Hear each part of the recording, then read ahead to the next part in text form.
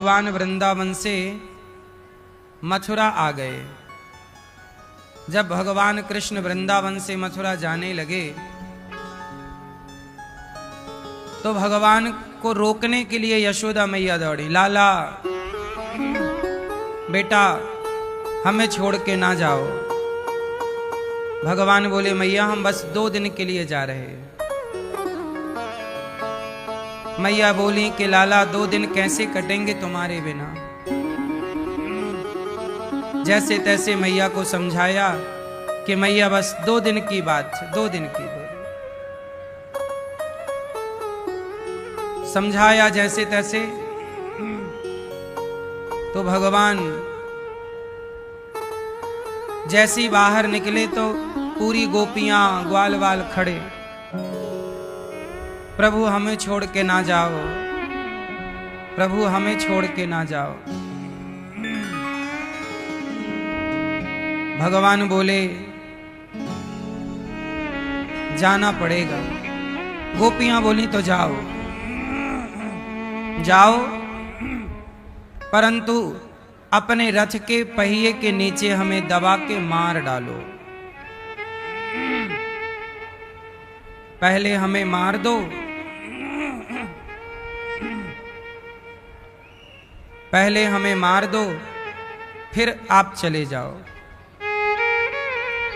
जब गोपियां बार बार जिद करने लग गईं तो भगवान रथ से उतरे और राधा रानी को समझाने लगे, राधा ऐसे ना रो, हम बस 2 दिन में आ जाएंगे। काम करना है, हमारी इच्छा है मेला घूमने की, मथुरा जाने की। समझा समझा कर गोपियों को थक गए भगवान, पर कोई समझने को तैयार नहीं। क्यों? अरे भगवान को कौन विदा करना चाहेगा? पर भगवान जाने लग गए। समझाया बस 2 दिन कह के चले गए। मैया दौड़ी दौड़ी आई, अरे कन्हैया ये ले भैया, लाला ये रोटी और मक्खन तेरे लिए लाई हूं, तू खा, ये रोटी खा ले, ये रोटी खा के अपनी भूख मिटा ले लाला। मैया अपने हाथ से कन्हैया को रोटी मक्खन लगा लगा के, और रोटी में मक्खन लगा लगा के खिला रही है। कन्हैया खा रहे हैं। अब भगवान चले गए और जब गए वहां कंस को मारा, और जब कंस को मार दिया काम हो गया। तो नंद बाबा ने कहा, कन्हैया अब 2 दिन हो गए, चलो वापस। मथुरा हो गए ना 2 दिन, मथुरा से अब चलो वापस वृंदावन। तो वसुदेव जी आ गए और वसुदेव जी बोले, नंद बाबा ये कन्हैया जो है ना, ये आपका नहीं हमारा पुत्र है, देवकी का 8वां बेटा यही है। अब ये तो सुनते ही नंद बाबा के पांव के नीचे से मानो जमीन खिसक गई। अब तो हा कृष्ण कृष्ण कहते हुए नंद बाबा धड़ाम से गिर गए, रोने लग गए। सारे ग्वालवाल रोने लग गए। नंद बाबा बोले कि अब मैं घर जाऊंगा। यशोदा पूछेगी कि 2 दिन बाद कन्हैया ने बोला आने का, कहाँ है, क्यों नहीं लाए, क्या जवाब दूंगा। नंद बाबा रो पड़े। आज पता चला कि कृष्ण तो हमारे बेटे ही नहीं है, ये तो वसुदेव जी के हैं। नंद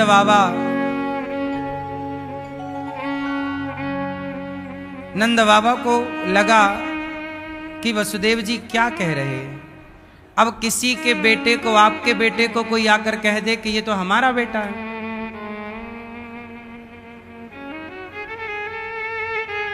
तो वसुदेव जी ने कह दिया। अच्छा, नंद बाबा कहते कि नहीं जी मैं नहीं मानता कि आपका बेटा है। पर नंद बाबा वसुदेव जी के स्वभाव को जानते थे, और वसुदेव जी के बारे में यह चर्चा थी कि वसुदेव जी कभी असत्य नहीं बोलते, वसुदेव जी कभी झूठ नहीं बोलते। नंद बाबा से कह दिया कि ये पुत्र मेरा है तो नंद बाबा मान गए कि आपका ही होगा, क्योंकि वसुदेव जी आप कभी झूठ नहीं बोलते। मतलब सच पर इतना भरोसा था पहले, और सच इतना बोला जाता था। वसुदेव जी ने सच बोला। अच्छा, आप सच बोलें पर सामने वाला सच को माने ही ना, तो भी तो कोई अर्थ ना निकलेगा ना। आप बोलते रहिए सच, पर सामने वाले को तो मानना नहीं। पर धन्य है वसुदेव जी जैसे सत्यवादी और नंद बाबा जैसे सत्य को मानने वाले लोग धरती पर थे, सत्य को स्वीकार करने वाले थे।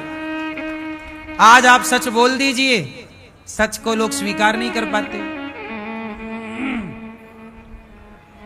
आज के युग में सच लोग सह नहीं पाते। आज सच बोलने से पहले 10 बार सोचना पड़ता है, कहीं सच बोलने वाले को ही आरोप प्रत्यारोप ना लगने लग जाए। क्योंकि आज के युग में झूठ बोलने की सजा नहीं है, सच बोलने की सजा है इस कलयुग में। हाँ या ना? वो द्वापर था जहां वसुदेव जी ने सच बोला और नंद बाबा ने सच को स्वीकार कर लिया। पर आज के युग में सच बोला जाएगा तो एक तो सच बोलने वाले लोग कम हैं, और सच को बर्दाश्त करने वाले तो बिल्कुल ना के बराबर हैं। क्यों? जैसे आप कोई गलत रास्ते पर चल पड़े तो आपको बोल दिया जाए कि भाई ये रास्ता गलत है, तो आप उसे स्वीकार कर लेंगे। ये तो आपकी महानता है कि भाई हमें किसी ने बोला, माँ ने बोला, पिता ने बोला, गुरु ने बोला। कुछ लोग होते हैं जो गलत रास्ते पर चल पड़ते हैं, पर उन्हें समझाओ तो वो समझ जाते हैं कि नहीं जी हम गलत हैं, आप ठीक कह रहे हैं, हम सही रास्ते पर चले जाए। कुछ हैं जो समझ जाते हैं, पर कुछ लोग हैं कि आप उन्हें सही बताओ तो वो आपको ही कहते हैं नहीं जी आप हमें क्यों बता रहे हैं, आप अपना सच अपने पास रखिए। अब यही हुआ कि एक सच हमने बोल दिया तो पूरी मीडिया के लोग, कुछ लोग परेशान हो गए। हाँ या ना? ये वही तो था कि सच को स्वीकार नहीं कर पाए, क्योंकि आदत हो गई है झूठ सुनने की। आदत क्या हो गई है? उन्हें लगता है कि हम गलत भी कर रहे हैं तो आप मत रोकिए, आप गलत कर रहे हैं तो हमें, तो देखो जो गलत कर रहे हैं हम उन्हें तो रोक ही नहीं रहे हैं, वो तो हमारे पास जो भक्त कथा सुनने आते हैं इनमें से लोगों को हम समझाते रहते हैं कि भाई दुनिया कुछ भी करे आप लोग मत गलत रास्ते पर चलना। तो हम तो आप लोगों को समझाते रहते हैं, जो हमारे पास आएगा उसे समझा देंगे, वरना हम घर में जा जाके थोड़ी समझा रहे हैं उन लोगों को जिनकी मिर्ची लग रही है। क्यों? सही है, हमने उनके घर जाके तो नहीं समझाया। अब मिर्ची लग रही तो हम क्या करें? हम तो हमारे पास जो आएगा हम तो उसे सही मार्ग दिखाएंगे, ये हमारा धर्म है। हम बैठे ही इसलिए हैं यहां पर। संतों के पास जाओगे तो संत अपना काम करेंगे, शराबी के पास जाओगे तो शराबी आपको बोतल पकड़ा देगा, गंजेड़ी के पास जाओगे गंजेड़ी आपको गांजा की चिलम पकड़ा देगा। बोलो हाँ। तो जिसकी संगति करोगे, गंजेड़ी की संगत करोगे तो गांजा मिलेगा, नशेड़ी की संगत करोगे शराब मिलेगी, पर हमारी संगत में आओगे तो भगवान की कथा और ज्ञान मिलेगा। संतों की संग में जाओगे तो अच्छी बात मिलेगी। अब उन अच्छी बातों को आज के कुछ लोग पचा नहीं पाते। क्यों नहीं पचा रहे हैं? क्योंकि उन्होंने अपने ऊपर ले लिया कि हमें कह रहे हैं, इसलिए अपने ऊपर ले लिया क्योंकि खुद गलत थे। जो सही हैं उन्हें तो बुरा नहीं लगा। क्यों? बात सही है मेरी मां की गलत है?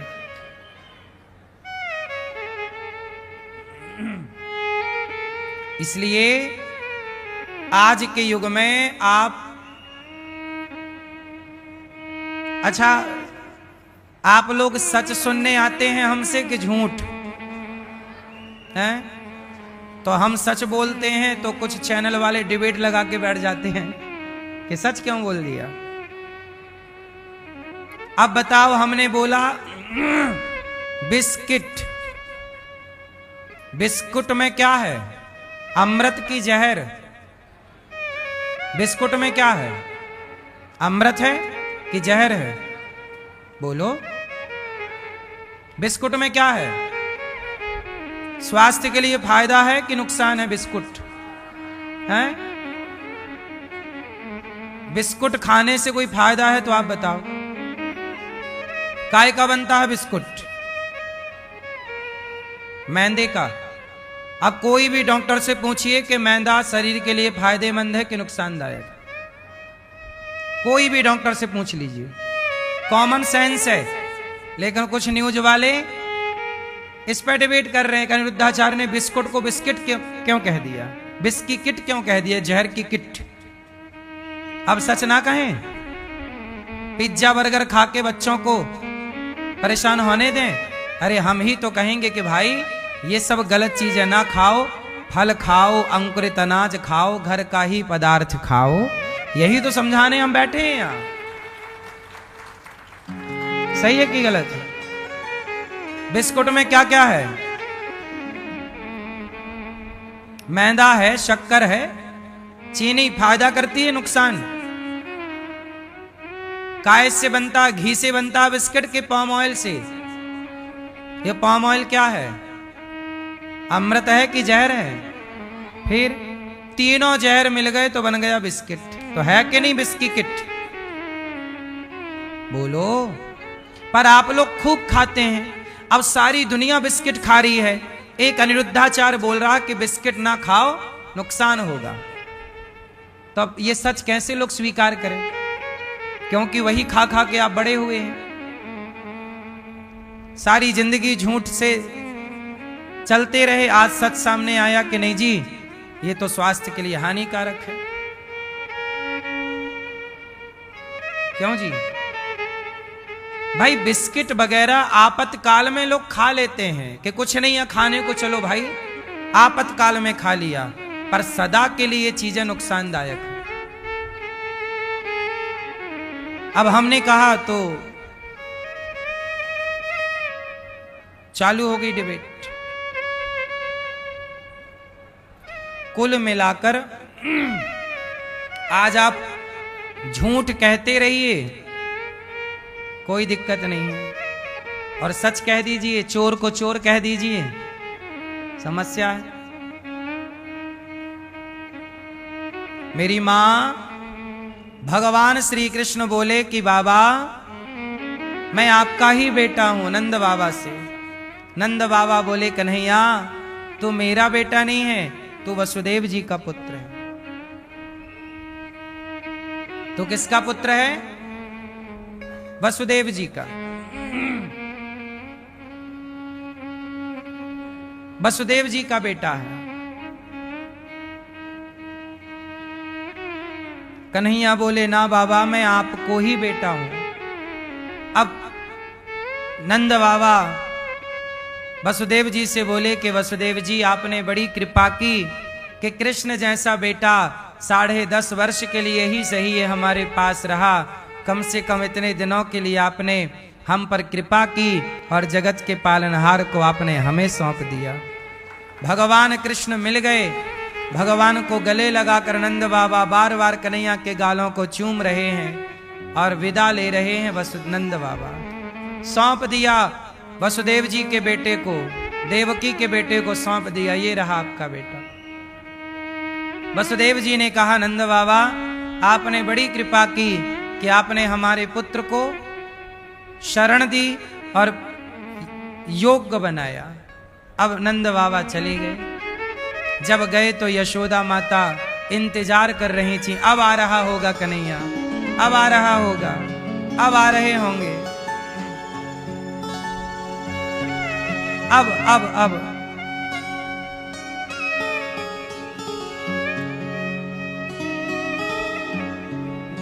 नंद बाबा जब आए तो यशोदा मैया ने कहा कन्हैया कहाँ है?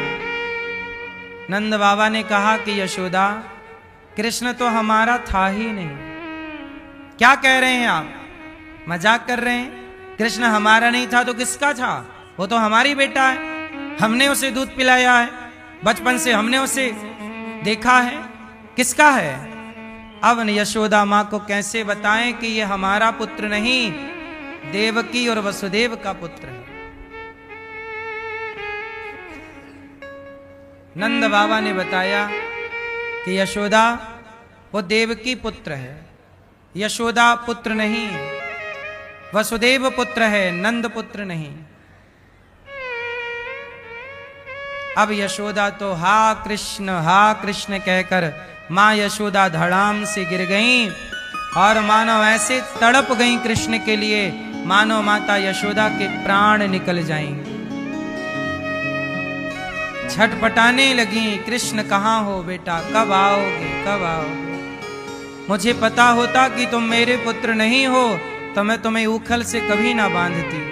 मैंने तुम्हें उखल से बांध दिया, शायद इसलिए तुम नाराज होके चले गए। मैंने तुम्हें माखन पेट भर खाने को नहीं दिया, शायद इसलिए तुम माँ से नाराज होकर चले गए। कन्हैया, एक बार अपनी माँ को माफ कर दो, तुम जो खाओगे तुम्हें खिलाऊंगी, कभी तुम्हें डांटूंगी नहीं।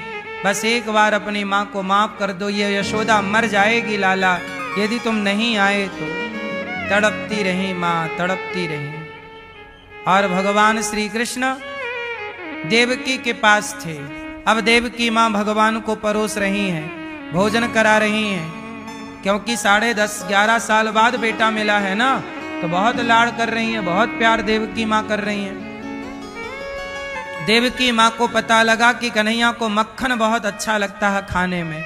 जब परोसा मक्खन तो भगवान श्री कृष्ण रोने लगे और कहा कि माँ, हमें खाने में मक्खन मत दिया करो। क्यों? हमने तो सुना है कि तुझे मक्खन बहुत पसंद है। कन्हैया बोले, माँ, जब इस मक्खन को देखता हूँ तो इस मक्खन में मुझे माँ यशोदा का चित्र नजर आ जाता है, मुझे ब्रजमंडल गोपियाँ नजर आती हैं।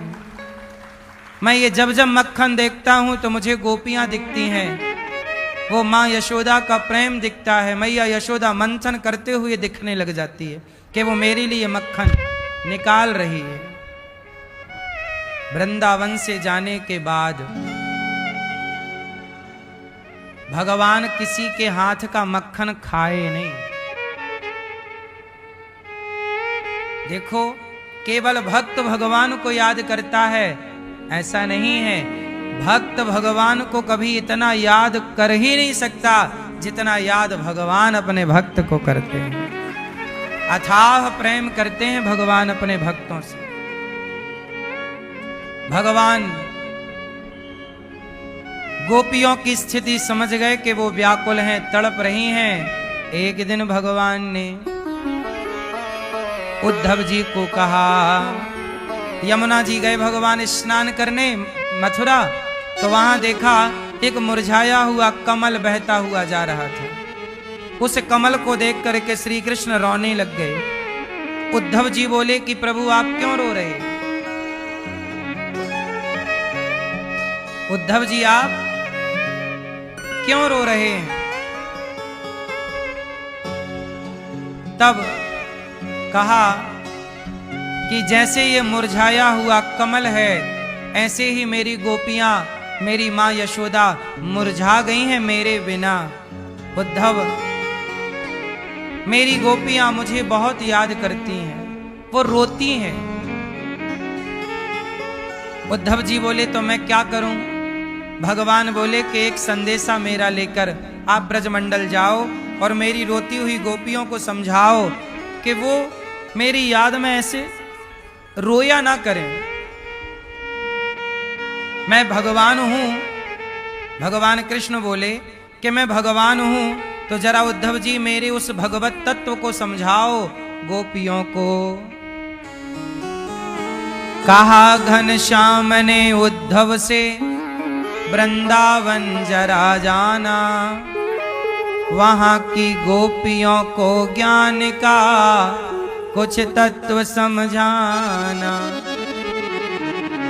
विरह की वेदना में वे सदा बेचैन रहती हैं, तड़प कर आह भरती हैं और रो रो कर ये कहती हैं। हमारी गोपियां कहती हैं कि बस है प्रेम जगत में सार, है प्रेम जगत में सार और कुछ सार नहीं, केवल प्रेम ही सार है। हमारी गोपियां कहती हैं कि प्रेम ही सार है। उद्धव जी आप थोड़ा ज्ञानी हैं, हमारी गोपियों को जाओ समझाओ, वो रोती बहुत। उद्धव जी ने कहा अच्छा। कहा उद्धव ने हंस कर मैं अभी जाता हूँ वृंदावन, जरा देखूं कि कैसा है कठिन अनुराग का बंधन, है कैसी गोपियां जो ज्ञान बल को कम बताती हैं, निरर्थक लोक लीला का यही गुणगान गाती हैं। उद्धव जी बोले मैं जा रहा हूं और समझाऊंगा। चले मथुरा से जब कुछ दूर वृंदावन निकट आया, वहीं से प्रेम ने अपना अनोखा रंग दिखलाया। उद्धव जी जब वृंदावन आए तो वृंदावन कैसा था? प्रेम के रंग में भीगा था। प्रेम ही प्रेम था इस वृंदावन में। वृंदावन में क्या है? प्रेम। यहां प्रेम है साहब। इसलिए वृंदावन को जानना हो तो ज्ञान की आंखों से नहीं साहब, प्रेम के चश्मे को लगाकर देखिए तो वृंदावन और वृंदावन के भक्त समझ आएंगे। यदि ज्ञान के चश्मे से देखोगे तो कुछ ना दिखेगा। इसलिए वृंदावन को कौन से चश्मे से देखा जाए? इसलिए वृंदावन के बंदर आपके चश्मा उतार लेते हैं। मानो वृंदावन के बंदर कहते हैं कि अब यहां आ गए हो तो ये चश्मा उतारो और प्रेम के चश्मे को लगाओ और फिर वृंदावन को देखो। इसलिए मानो यहां के बंदर चश्मा उतार लेते हैं। कहना चाहते हैं कि वृंदावन आए हो, प्रेम की गली में चलो। हाँ, जो प्रेम गली में आए नहीं, प्रियतम का ठिकाना क्या जाने, जो प्रेम गली में। जो प्रेम गली में आए नहीं वो क्या जाने साहब। जो वेद पढ़े और भेद करें, मन में नहीं निर्मलता आए। कोई कितना भी चाहे ज्ञान कहे, भगवान को पाना क्या जाने, जो प्रेम गली में। ये दुनिया गोरख धंधा है, सब जग माया में अंधा है। जिस अंधे ने प्रभु को, जिस अंधे ने प्रभु को देखा ही नहीं, वो रूप बताना क्या जाने, जो प्रेम गली में। तो जो प्रेम गली में आए नहीं, प्रेम किया ही नहीं, वो क्या जाने कि प्रेम क्या होता है। प्रेम किसने किया? गोपियों ने किया, भरत जी ने किया। जिस दिल में न पैदा दर्द हुआ, वो पीर पराई क्या जाने। जिसने बेटी को जन्म दिया ही नहीं, जिस पिता ने बेटी को, जिस माँ ने बेटी को जन्म दिया ही नहीं, वो बेटी की विदाई क्या जाने। जो प्रेम गली में,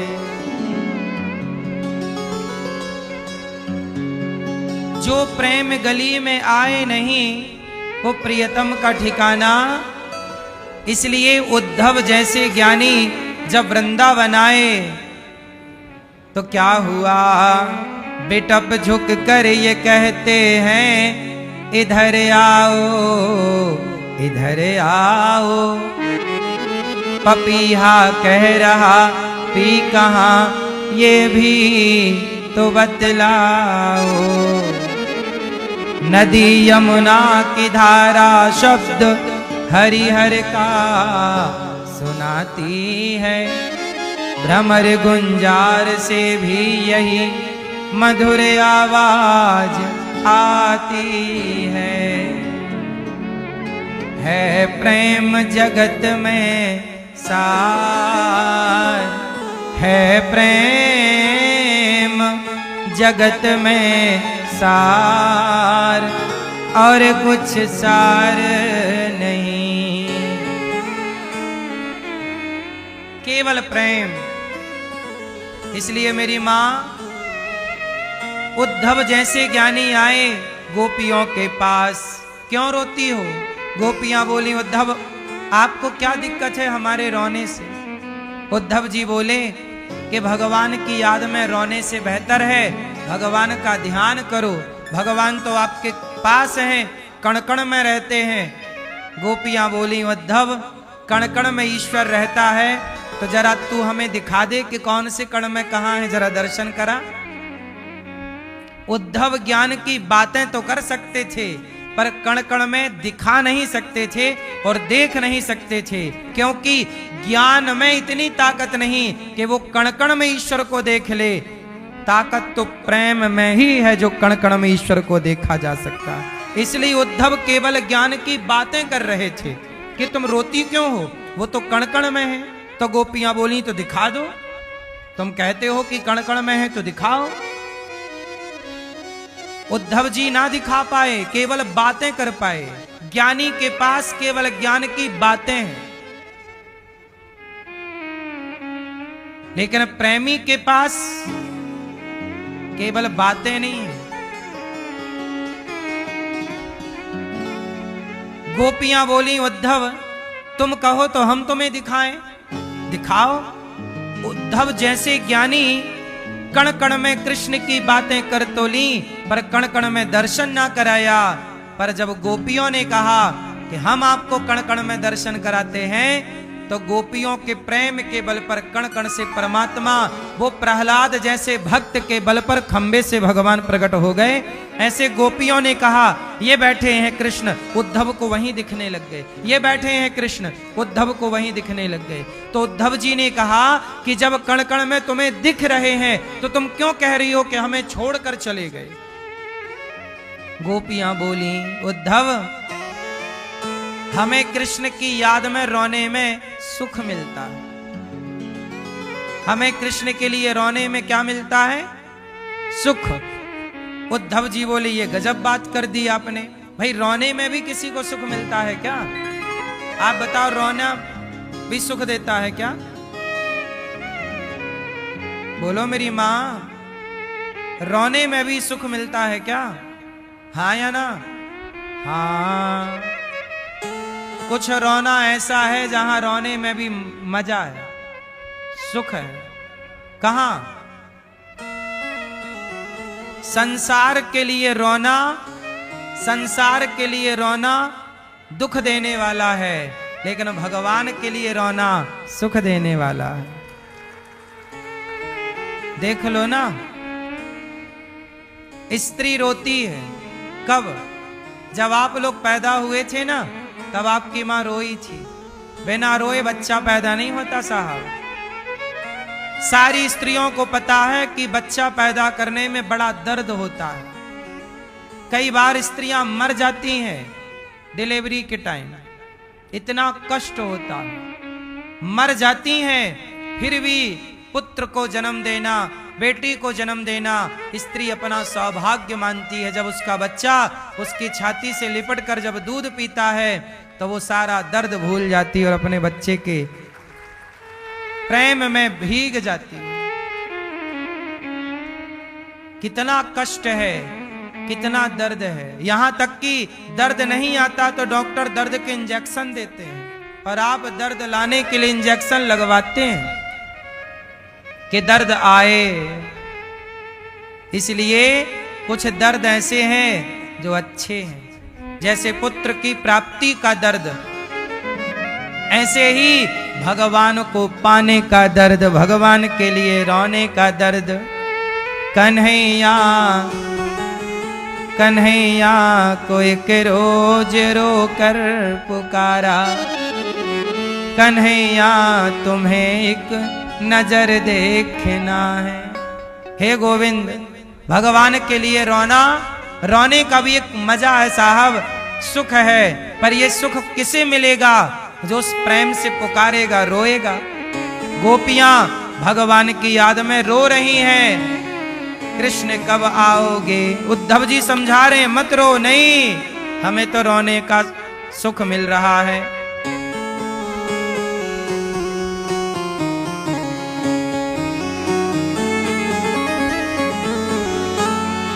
तड़प रही हैं गोपियां, कब आओगे कृष्ण? उद्धव जी बिल्कुल निरुत्तर हो गए, क्या उत्तर दें? प्रेम और ज्ञान आज आपस में लड़ गए। प्रेम और ज्ञान की लड़ाई हुई तो जीता कौन? बोलो। प्रेम और ज्ञान की लड़ाई हुई तो जीता कौन? कौन जीता? हाँ, ज्ञान की और प्रेम की जब जब लड़ाई होगी तो प्रेम ही जीतेगा, क्योंकि प्रेम प्रेम ज्ञान सबको हो सकता है, पढ़ लो लिख लो ज्ञानी हो जाओ, पर प्रेम जब लाखों ज्ञानी होंगे तब उन लाखों ज्ञानियों में किसी एक ज्ञानी के भीतर प्रेम जागेगा। इसलिए लाखों ज्ञानियों से श्रेष्ठ एक प्रेमी है। इसलिए शबरी का प्रेम था तो राम आ गए।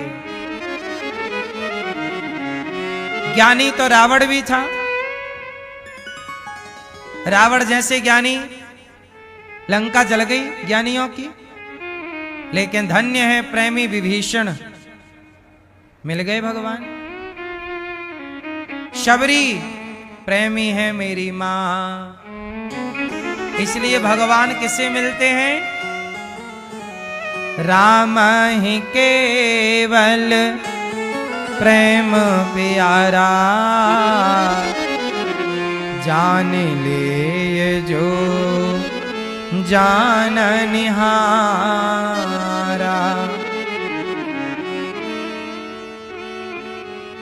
भगवान प्रेम को मिलते हैं, इसलिए आपसे मेरी प्रार्थना है कि भगवान से प्रेम करना सीखिए। क्या करिए? बोलो, प्रेम करिए, प्रेम करना सीखिए, भगवान से अत्यधिक प्रेम करिए, और वो प्रेम ऐसा हो कि वो केवल आप जाने और भगवान जाने। मेरे मन की बातें या मैं जानूं या वो जाने।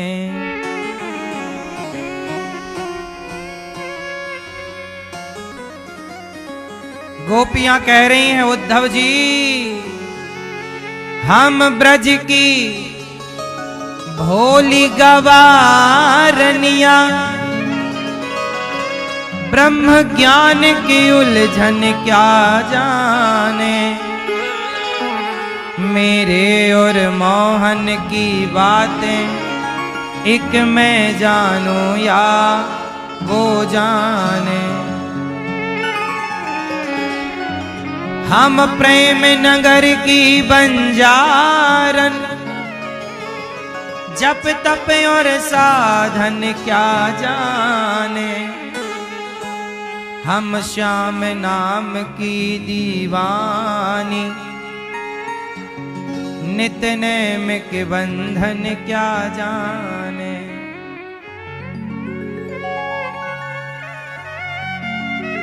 गोपियां केवल प्रेम जानती हैं। आप लोग क्या जानते हो? आप भगवान की पूजा करते हैं कि प्रेम करते हैं? आप लोग क्या करते हैं ज्यादा?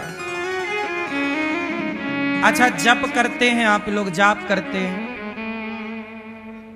लेकिन सबसे श्रेष्ठ क्या है? जप श्रेष्ठ है कि तप श्रेष्ठ है कि पूजा श्रेष्ठ है कि प्रेम श्रेष्ठ है?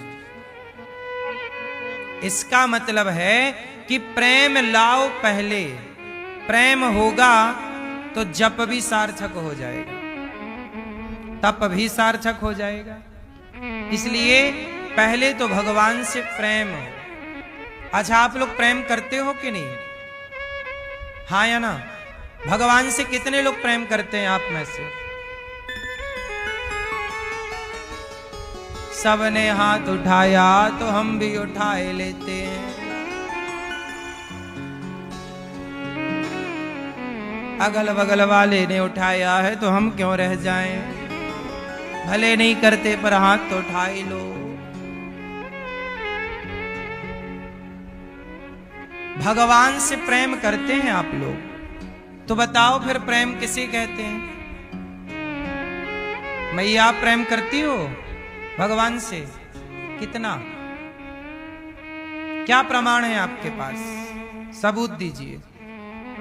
जज साहब तो सबूत चाहते हैं, दीजिए सबूत। आप भगवान से प्रेम करती हैं, क्या प्रमाण है आपके पास? नहीं? आप बताओ, क्या प्रमाण है आपके पास? क्या भगवान से प्रेम करती हैं? आप जानती हैं वो अच्छा, आप बेटे से ज्यादा प्रेम करती हैं कि भगवान से? झूठ बोलना पाप है, नदी किनारे सांप है। आप किससे प्रेम करती हो? भगवान से प्रेम ज्यादा है कि बेटे से प्रेम ज्यादा है? सच?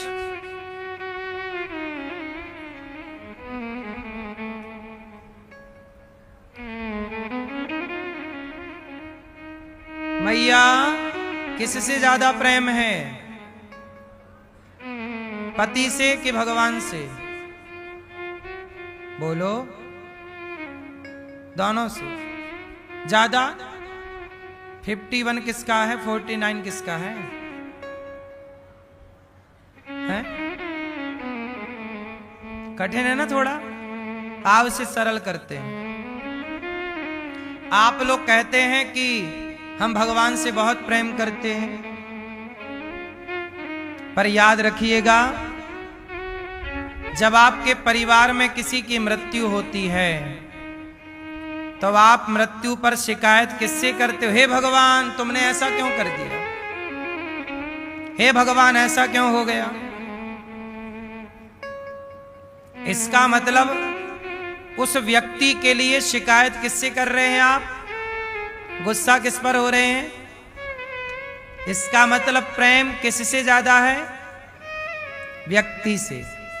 क्योंकि वो व्यक्ति मिला तो आपको लगा सब मिल गया, वो व्यक्ति गया तो आपको लगा सब चला गया, लेकिन भगवान जितना उस व्यक्ति के लिए लोग रोते हैं, क्या इतना कोई कभी भगवान के लिए रोया? किसी के बेटा नहीं होता ना 4 साल तक शादी के या 6 साल तक, तो लोग रोते हैं, हे भगवान बेटा कब होगा, हे भगवान बेटा कब होगा।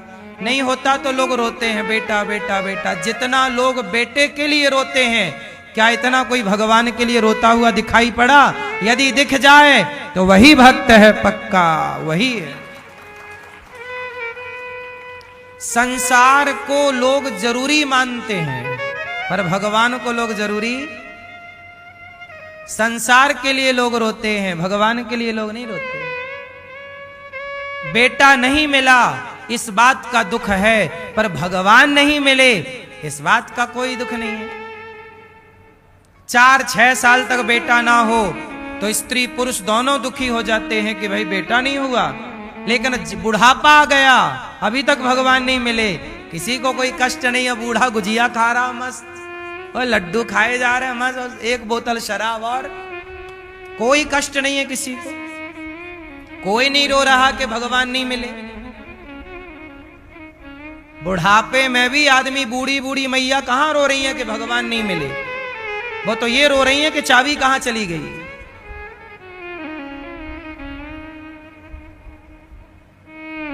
हाँ या ना? इसलिए जितना प्रेम आप संसार से करते हैं, उतना प्रेम करोड़ों में कोई एक होगा जो भगवान से करता होगा। वरना आप कितना भी कहते रहो, कहने से क्या होगा? कहने को तो आप कह दो जी आप प्रधानमंत्री हो, तो क्या आप कहने से हो गए?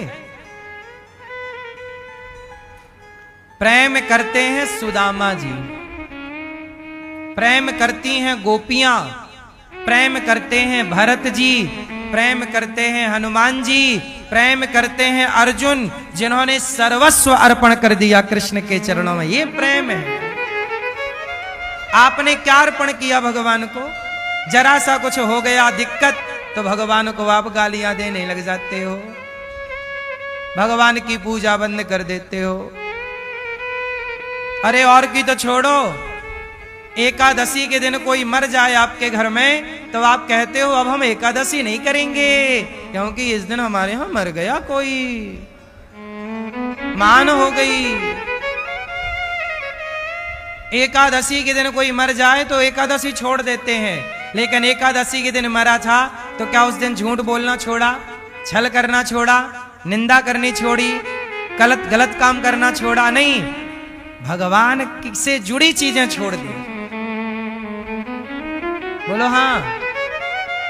रामनवमी के दिन कोई मर गया तो रामनवमी मनाना छोड़ दिया, लेकिन रामनवमी के दिन कोई मरा तो रामनवमी के दिन क्या झूठ बोलना छोड़ा, क्या निंदा करनी छोड़ी, छल करना छोड़ा, कपट करना छोड़ा, गलत काम करना छोड़ा? नहीं, भगवान की पूजा करनी छोड़ दी। और कहते हो कि प्रेम बहुत है संसार से ज्यादा भगवान से, ये सब झूठ भगवान देखते हैं। जैसे कभी हम सांस लेना नहीं छोड़ सकते, बताओ वो कौन सी परिस्थिति है जब आप सांस लेना छोड़ते हैं? बताओ जरा, वो कौन सी सिचुएशन है जब आप सांस लेना छोड़ते हैं? क्या है कोई ऐसी परिस्थिति? आपके घर में कोई बच्चा पैदा हो जाता है तो चलो आज सांस नहीं लेते, आज बच्चा हुआ सांस नहीं लेंगे आज। चलो आज कोई मर गया है, आज सांस नहीं लेंगे। चलो, है कोई ऐसी परिस्थिति कि आज आप सांस ना लें? आज कि आज सांस को छुट्टी, जा तू, आज तेरा संडे। जैसे आप किसी भी परिस्थिति में सांस लेना नहीं छोड़ते, ऐसे किसी भी परिस्थिति में भगवान को ना छोड़ें, भगवान को ना भूलें। ये प्रेम है। प्रेम आप किससे करते हैं? मैया, ओ मेरी प्यारी मैया, आप किससे प्रेम करती हो? ये बगल वाली मैया, किससे? आप किससे प्रेम करती हो? भगवान से। काहे झूठ बोल रही हो मेरी माँ? सफेद झूठ। मैया आप किससे प्रेम करती हो? पीली मैया। किससे प्रेम है? ऊपर छत से और ऊपर वाले से। आपके बगल वाली मैया किससे प्रेम करती हो मेरी माँ? भगवान से। अब बूढ़ी बूढ़ी कुछ मैयाएं होती हैं जो भगवान से प्रेम तो करती हैं, भक्ति तो करती हैं, पर भक्ति इसलिए करती हैं कि मेरा बेटा सुखी रहे महाराज। हे भगवान मेरा बेटा सुखी रहे, बेटा सुखी, हे भगवान श्रीमंडान मेरा बेटा सुखी रहे, मेरा परिवार सुखी। परिवार तो सुखी रहेगा, मतलब आप भगवान को भजन इसलिए करती हो कि आपके घर में सुख रहे। ये सुख की मतलब आप इच्छाओं के कारण ना भजन कर रहे हैं, सकामना हो गया, डिमांड है आपकी, इच्छाएं हैं आपकी। इसका मतलब यह हुआ कि भगवान सुख देते रहेंगे तो भजन होता रहेगा, और सुख नहीं दिया है भगवान।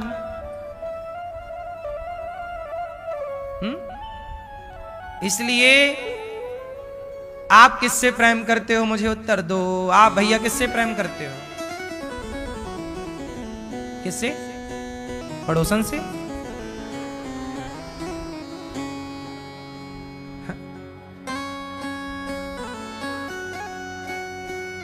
और ये आपके बगल वाले भैया आप किससे प्रेम करते हो?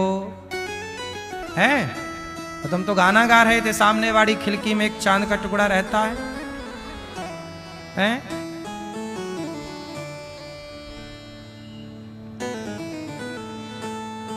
झूठ ना बोलो। आप किससे प्रेम करते हो? आप किससे प्रेम करते हो?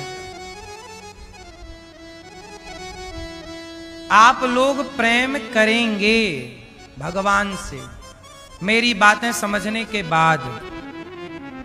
यदि समझ गए तो, नहीं समझे तो फिर नहीं होगा। आप लोग प्रेम करते हैं संसार से। आपको लगता है इससे प्रेम करें, इससे प्रेम। आप लोग किससे प्रेम करते हो सबसे ज्यादा? किससे? हाँ, मां। गलत उत्तर है। सबसे अधिक प्रेम कोई किससे करता है? सब लोगों से प्रश्न है, उत्तर दो। आप सब लोग बताइए कि सबसे अधिक प्रेम व्यक्ति किससे करता है? बोलो। किससे? बच्चों से। गलत उत्तर है। हाँ, सबसे अधिक प्रेम करता है कोई किसी से तो व्यक्ति स्वयं अपनी सांसों से प्रेम करता है, अपने से करता है, प्राणों से। बोलो हाँ। आपको पानी में डुबा दिया जाए 2 मिनट के लिए, छटपटा जाओगे? किसके लिए? जब पानी में डूबोगे आप 2 मिनट के लिए तो किसके लिए छटपटाओगे? परिवार के लिए, मां के लिए, फैक्ट्री के लिए, पैसे के लिए? किसके लिए? एक सांस के लिए। एक सांस मिल जाए। मेरी मां, आप जितना प्रेम अपनी सांसों से करते हैं, अपने प्राणों से करते हैं, इतना प्रेम आपको भगवान से करना चाहिए, सांसों की तरह। भगवान से प्रेम इतना हो जितना प्रेम हम अपनी सांसों से करते हैं, प्राणों से करते हैं। इसलिए बाकी कोई कितना भी कहे कि हम इनसे प्रेम करते, संसार में कोई किसी से प्रेम नहीं करता। क्यों जी? करता है। पति और पत्नी प्रेम करते हैं कि नहीं? बोलो हाँ। अच्छा बताओ, पति और पत्नी के बीच में प्रेम होता है कि स्वार्थ होता है? उत्तर दो मेरी मां। क्या ज्यादा है? प्रेम है? यदि प्रेम होता तो पति पत्नी का रिश्ता क्यों टूटता? प्रेम होता तो पति के जाने के बाद स्त्री दूसरा ब्याह क्यों करती, या पुरुष दूसरा ब्याह क्यों करता? इसका मतलब प्रेम नहीं था, वो केवल एक दूसरे से अटैचमेंट और स्वार्थ, कि तुम हमारा स्वार्थ पूरा करो, हम तुम्हारा स्वार्थ पूरा करेंगे।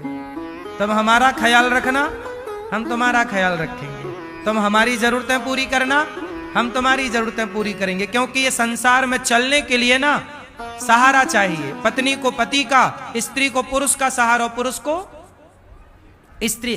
तो ये दोनों ने समझौता कर लिया कि चलो हम पति पत्नी के रिश्ते में रहेंगे और तुम हमारा, हम तुम्हारा साथ देंगे 7 जन्म तक।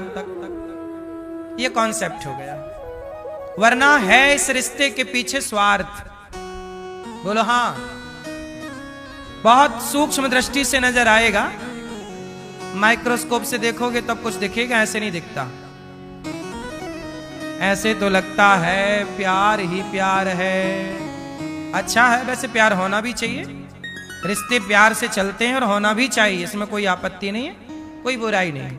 लेकिन हम बारीकी से समझा रहे हैं कि रिश्तों में स्वार्थ होता है। इसलिए तुलसीदास जी कहते हैं, स्वार्थ लाग करें सब प्रीति, सुर नर मुनि जन की यह रीति। क्या है सबके बीच में साहब? स्वार्थ है। स्वार्थ लाग करें सब प्रीति, सुर नर मुनि जन की यह रीति। आपने गीत सुना होगा, सुख के सब साथी, दुख में न कोई,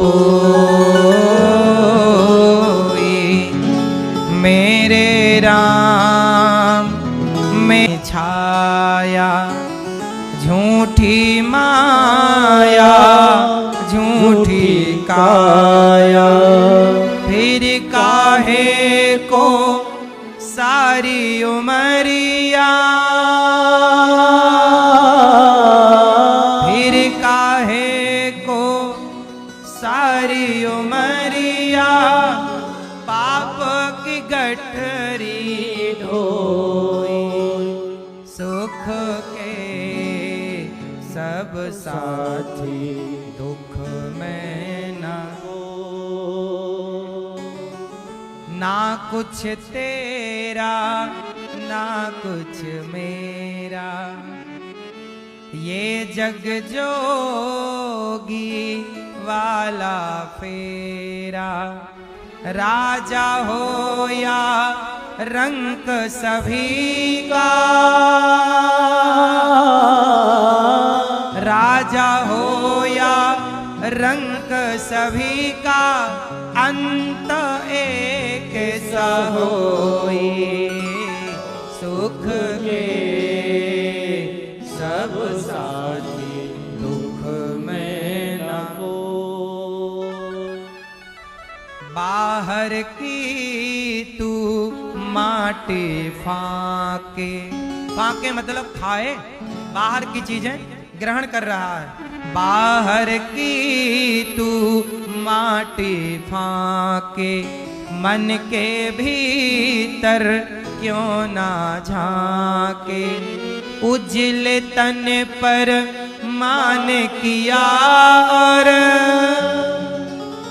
उजल तन पर मान किया और, मन की मैल न धोई, सुख के सब साथी, दुख में न कोई,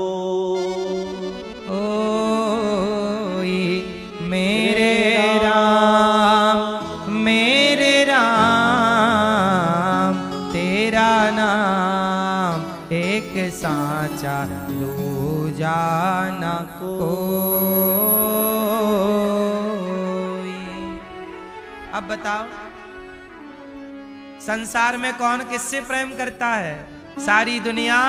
यदि कोई आपसे राम राम करता है ना तो उसका स्वार्थ होता है। यदि आपके पास कुछ नहीं है तो लोग आपसे राम राम भी नहीं करते, और कुछ होता है तो लोग आपके राम राम भी करते हैं और पास में बैठना भी चाहते हैं। बोलो हाँ कि ना? अच्छा, माँ बेटे में भी स्वार्थ होता है कि नहीं? बोलो हाँ कि ना? 2 बेटे हैं किसी माँ के या 3 बेटे हैं, तो जो बेटा ज्यादा कमाएगा ना, माँ बाप उसकी तरफ ज्यादा रहेंगे। जो कम कमाएगा, देख लेना व्यवहार में, सब देखो बाहर। इसलिए माँ बाप भी पहले ज्यादा बच्चे पैदा करते थे, एक ना कमाए दूसरा जिंदाबाद। तो जो ज्यादा पैसा कमाएगा माँ बाप उस तरफ थोड़ा झुकाव रखते हैं, ये बात व्यवहार में दिखती है, हाँ या ना?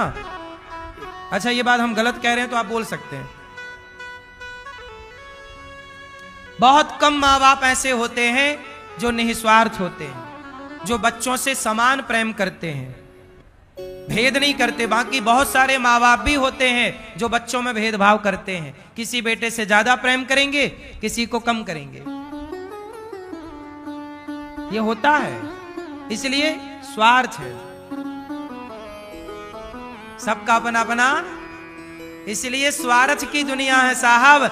यदि बिना स्वार्थ के आपसे कोई प्यार करता है तो बिना पैसे के आंखें किसी ने दी हैं आपको, तो भगवान ने दी हैं। बिना पैसे के, बिना स्वार्थ के पांव दिया ईश्वर ने दिया। एक निस्वार्थ आपसे भगवान प्रेम करते हैं, कुछ नहीं लेते आपसे पर सब कुछ देते हैं आपको। चलने को पांव दिया, देखने को आंख, हाथ दिया। लंगड़े होते तो क्या कर लेते, अंधे होते तो क्या कर लेते, किससे शिकायत करते? लेकिन ईश्वर सबसे अधिक प्रेम आपसे कोई करता है तो भगवान जो आपसे सबसे ज्यादा प्रेम करता है, आप उसी परमात्मा को प्रेम नहीं करते। इसलिए मेरी माँ, संसार के साथ अच्छा व्यवहार किया करो, अच्छे से रिश्ते निभाया करो। माँ के साथ बहुत अच्छा व्यवहार करो पुत्र बनकर, पति के साथ बहुत अच्छा व्यवहार करो पत्नी बनकर, पत्नी के साथ बहुत अच्छा व्यवहार करो पति बनकर, पिता बनकर पुत्र के साथ, पुत्र बनकर के पिता के साथ, दोस्त बनकर दोस्त के साथ अच्छा व्यवहार करो। लेकिन प्रेम केवल भगवान से करो। संसार को व्यवहार से मतलब है, आप भगवान से केवल प्रेम करिए। राम ही केवल प्रेम प्यारा, जान ले ये जो जान निहारा। भरत जी अयोध्या का राज सिंहासन छोड़कर गए और राम जी के चरणों में चित्रकूट में जाकर खड़े खड़े गिर गए। राम, मेरी माँ ने आपको वनवास भेज दिया, प्रभु क्षमा कर दीजिए। प्रेम किसे कहते हैं? जहां स्वार्थ जीरो हो। प्रेम कब हो सकता है साहब, ये बताओ?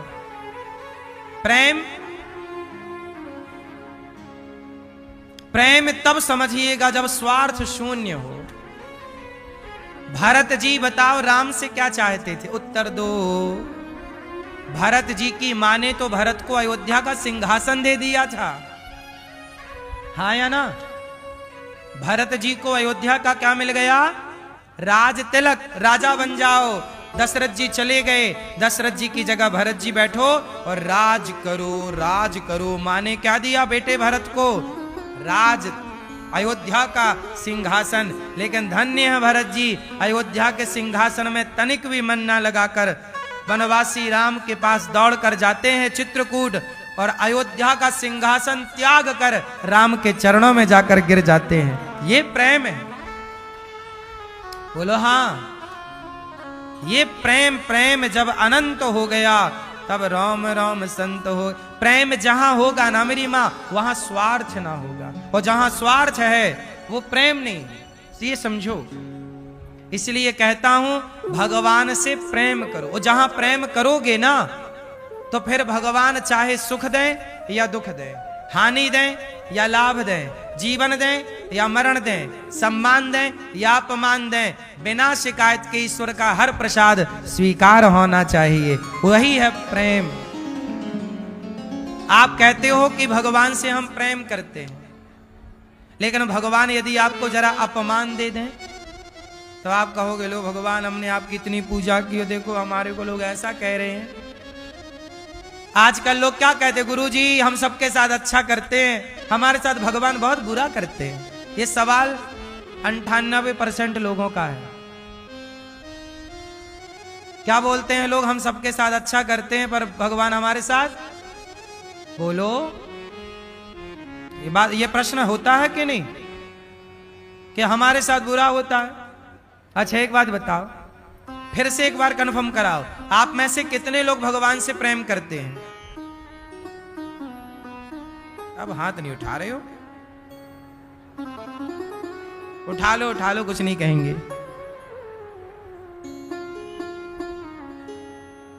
ठीक है, भगवान से प्रेम करते हो ना मेरी मां, तो प्रेम की परिभाषा क्या है? यही तो है कि जाही विधि राखें राम ताही विधि रहिए।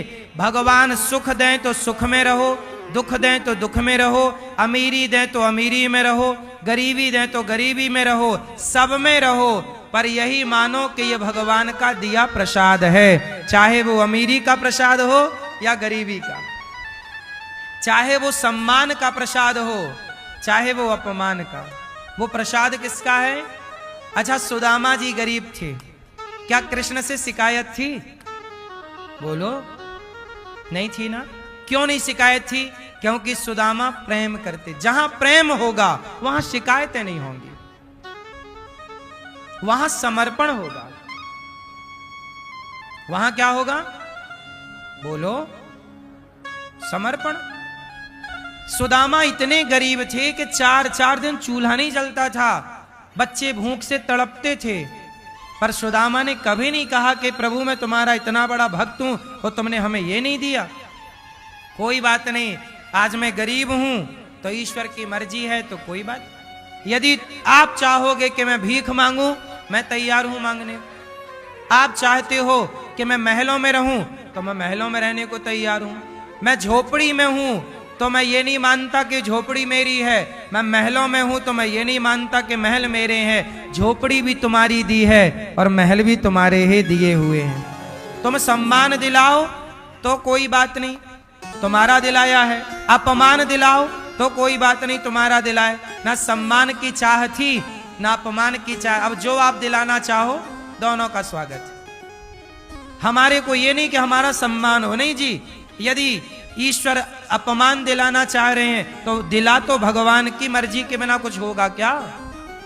इनकी मर्जी के बिना पत्ता नहीं हिलता। तो आप हमारे को गाली दोगे तो ये भी तो कहीं ना कहीं ईश्वर ही चाह रहे हैं कि इस प्रकार का कार्य हो।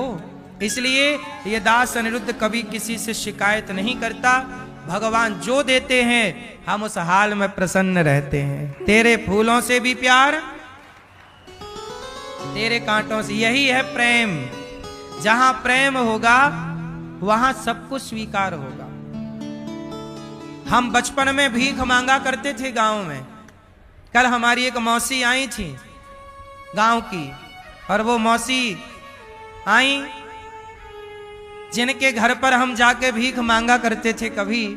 आज वो मौसी आई और उन्होंने मुझे आशीर्वाद दिया। तो आज भी हमारे गांव में वो घर हैं, वो लोग हैं जो हमें भिक्षा दिया करते थे। आज भी वो लोग हैं, वो घर हैं जस के तस। तो हम भीख मांगते थे और भीख मांगने से जो मिलता वही हमारी माँ बना के खिलाती। तब भी हमें भगवान से शिकायत नहीं थी, तब भी हम लोग खुश थे। ये थोड़ी कि आज ही ये दिन है तो ऐसी थे, नहीं साहब।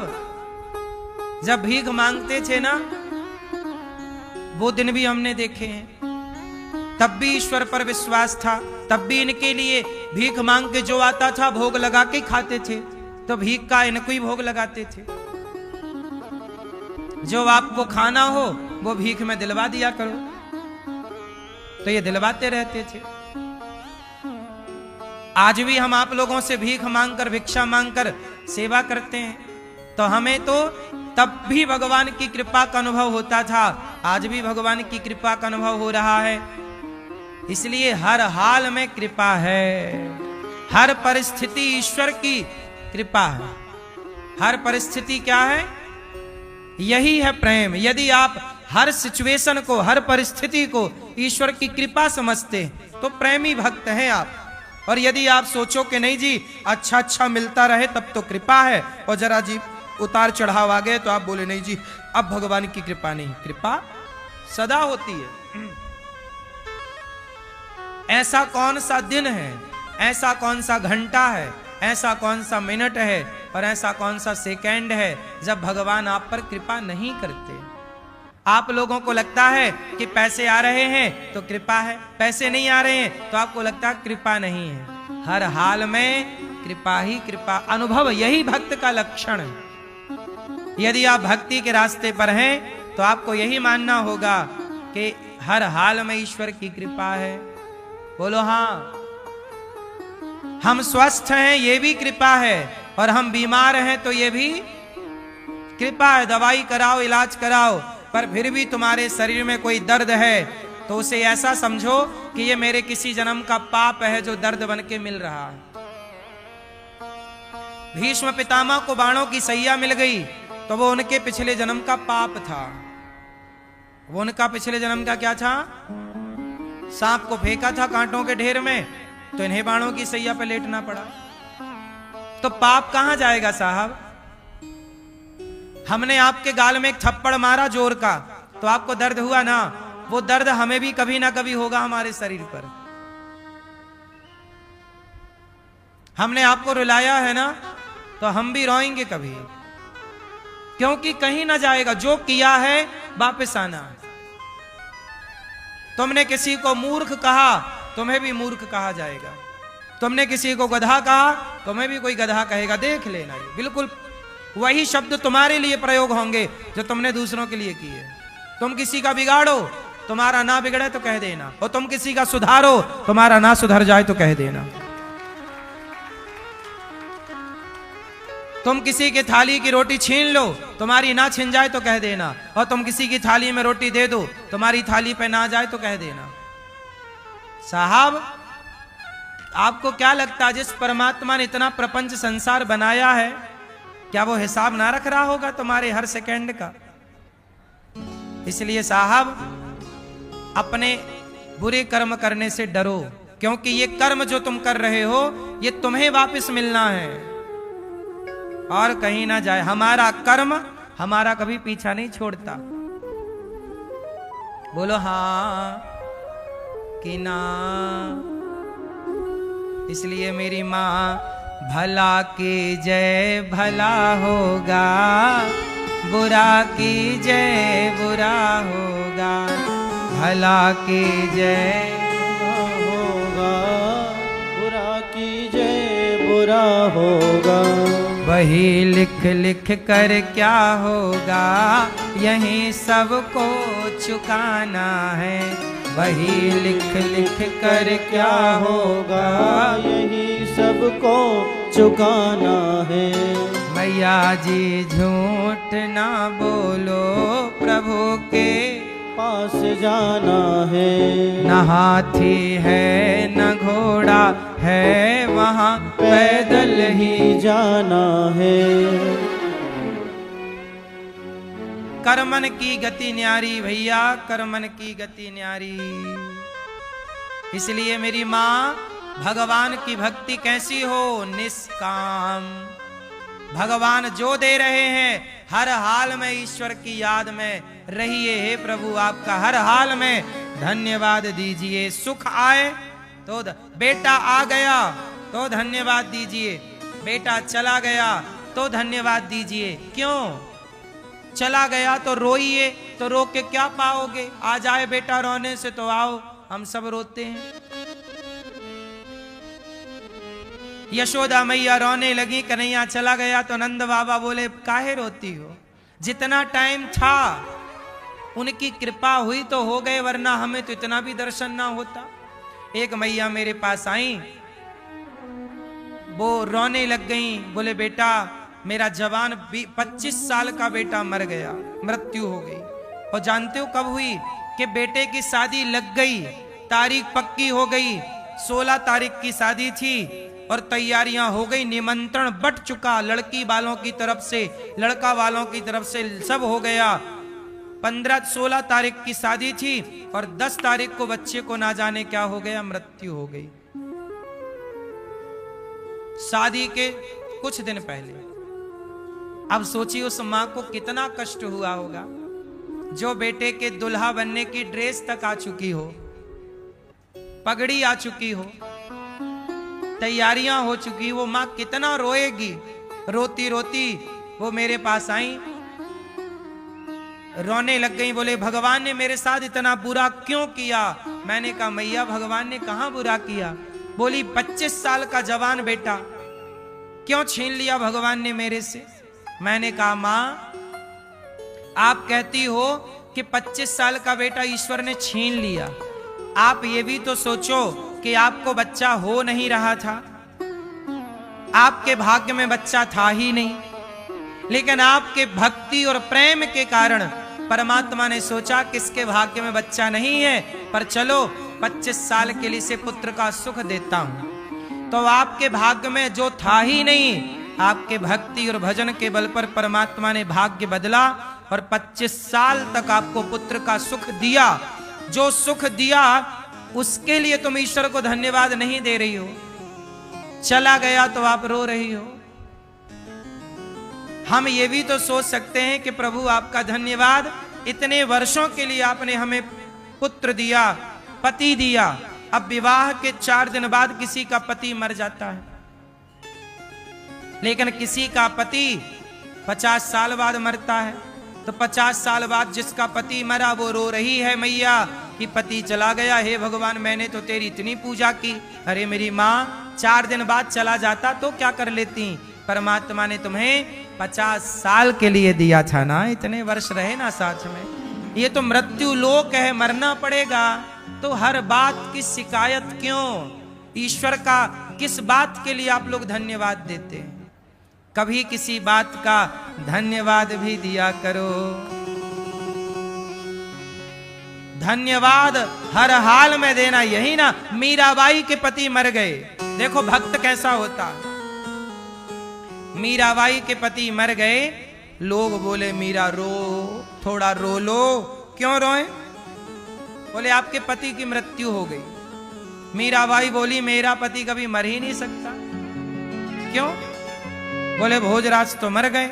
नहीं, मेरे पति की मृत्यु नहीं हो सकती। मेरे पति तो ऐसे बर को क्या बरूं जो जन्मे और मर जाए, बरिए बर गोपाल को मेरो चुनरो अमर कर जाए। मेरा पति तो गिरधर गोपाल है, मरेगा ही नहीं। देखो जरा, संसार में रहो पर संसार के लोगों के बनकर नहीं, संसार में रहकर भगवान के बनकर के रहो। हम किसके हैं? बोलो, हम किसके हैं? हाँ, हम किसी भी देश में जाएं रहेंगे भारत के। हम अमेरिका जाएं, ऑस्ट्रेलिया जाएं, लंदन जाएं, जर्मनी जापान जाएं, कहीं भी जाएं, पर रहेंगे कहां के? भारत के बनकर के जाएंगे, भारत के रहेंगे। उसी तरह आप कहीं भी रहो, संसार के लोगों के बीच में रहो, पर भगवान के बनकर रहो। हे प्रभु गोविंद सहारा तेरा है। इसलिए गोपियां सच्ची भक्त हैं, भगवान के लिए रोती हैं और कहती हैं हम मर जाएंगी। क्यों मर जाओगी? अब तेरे बिना कैसे जिए गोविंद। फूलों में कलियों में, सपनों की गलियों में, तेरे बिना कुछ कहीं ना। हे कन्हैया, हे मोहन, तेरे बिना भी क्या जीना। ओ कान्हा रे, तेरे बिना भी क्या जीना। एक सखी बोली अब मैं मर जाऊंगी। बोली ना, आशा रख पगली आएंगे। देखो इंतजार, इंतजार है, शबरी निहार रास्ता आएंगे राम जी। इंतजार भगवान का और कोई चाह ना हो। शबरी निहार रास्ता आएंगे राम जी। मेरा भी धन्य जीवन बनाएंगे राम जी। आएंगे, आँखों को इंतजार है, सरकार आपका।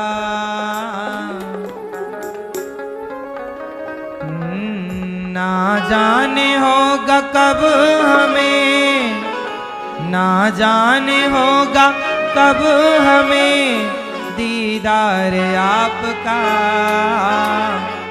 आँखों को इंतजार है सरकार आपका। अब गोपी बोली मैं मर जाऊंगी, दूसरी ने कहा आशा रख पगली आएंगे। भगवान के इस प्रेम में ऐसी भीग गईं कि उद्धव जैसे ज्ञानी भी गोपियों के प्रेम के आगे नतमस्तक हो गए। प्रेम के उस रज में नाचने लगे।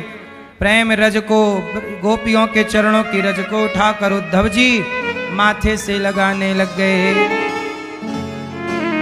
ऐसे उद्धव जी को भगवान ने ब्रजमंडल का दर्शन हृदय में कराया और भगवान द्वारिका गए।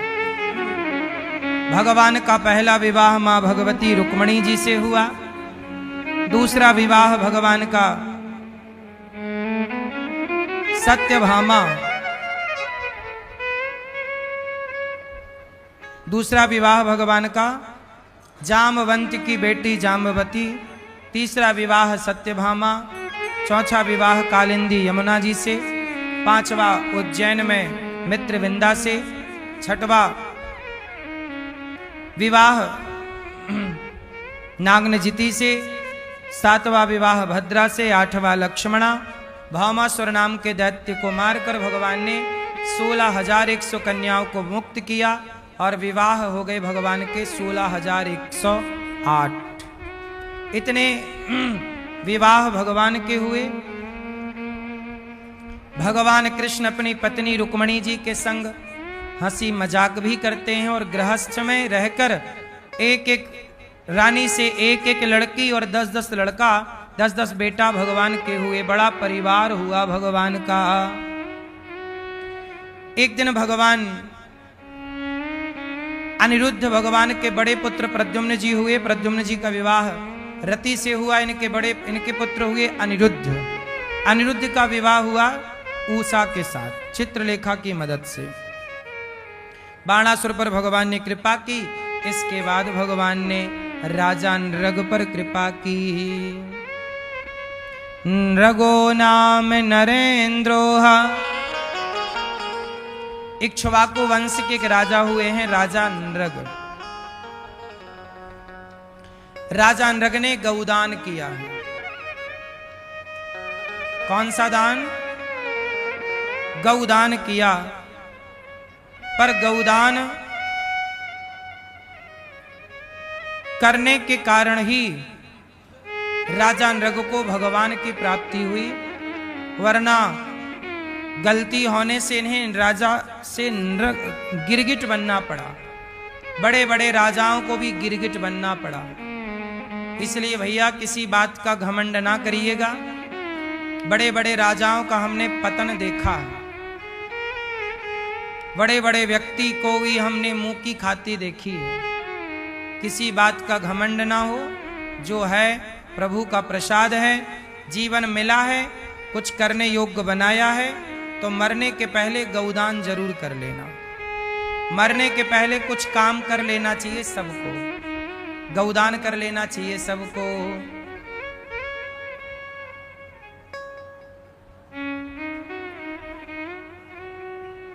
मरने के पहले क्या करना चाहिए? क्या करना चाहिए? गौदान करना चाहिए। सबको गौदान करना चाहिए। गाय की पूंछ पकड़ के ही वैतरणी से आप पार होते हैं। मृत्यु से पहले गौदान कर लीजिए। गाय का दान करना मतलब संपूर्ण पृथ्वी दान करने का फल प्राप्त होता है गौदान। गौरी गोपाल गौशाला में 400 से ज्यादा गैया हैं। 125 से अधिक लगभग नंदी हैं। आप भी गौदान करें। चारा दें गाय के लिए, भूसे का दान करें। आप भी गायों की सेवा से जुड़ें। गाय की सेवा आप नहीं करेंगे सनातनी तो कौन करेगा।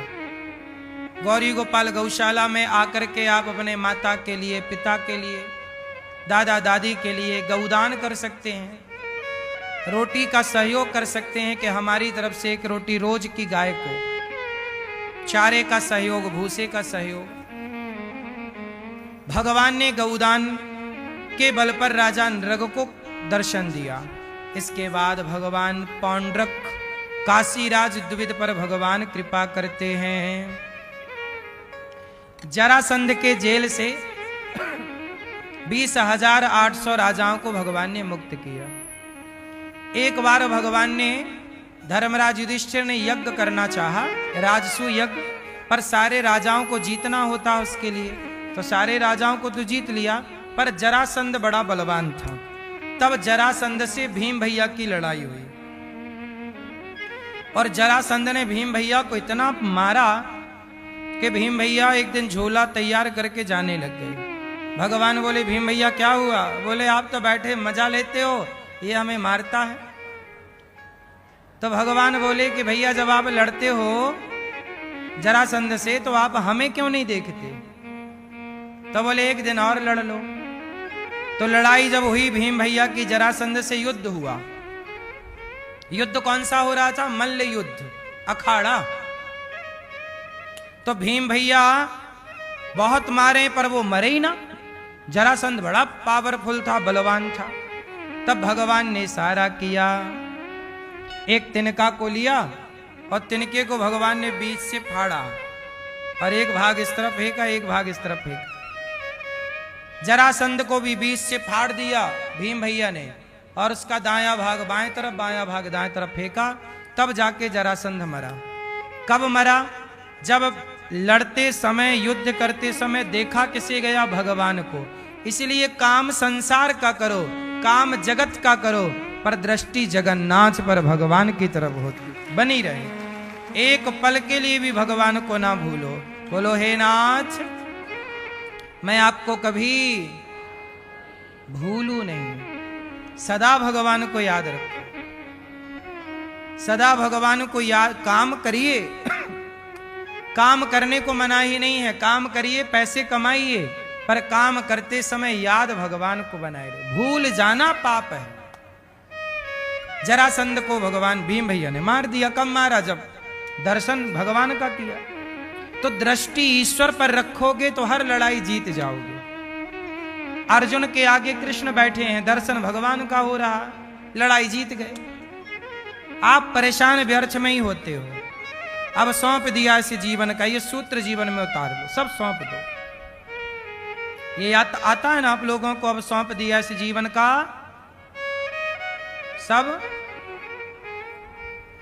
सब भार तुम्हारे हाथों में, सब सौंप दो,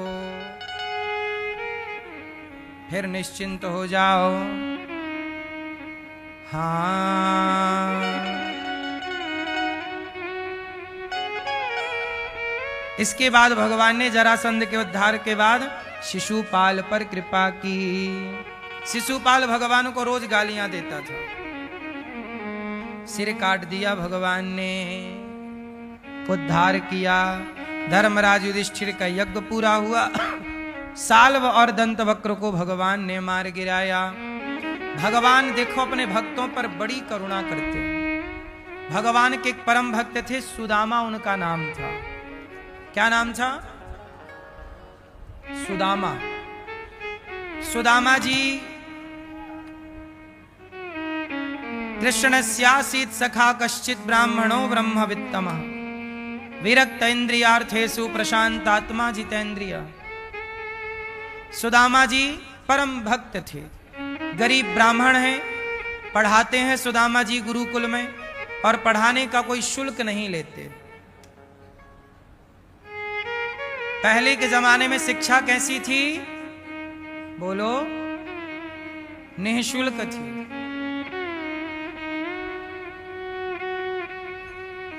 निःशुल्क थी।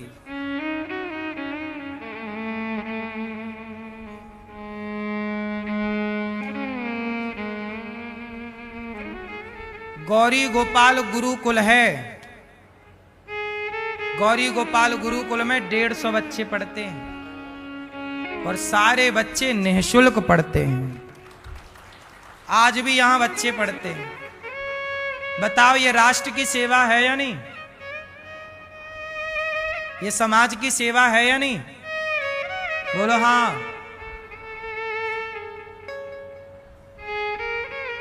समाज की सेवा ही राष्ट्र की सेवा है। गौरी गोपाल गुरुकुल में 150 बच्चे पढ़ते हैं।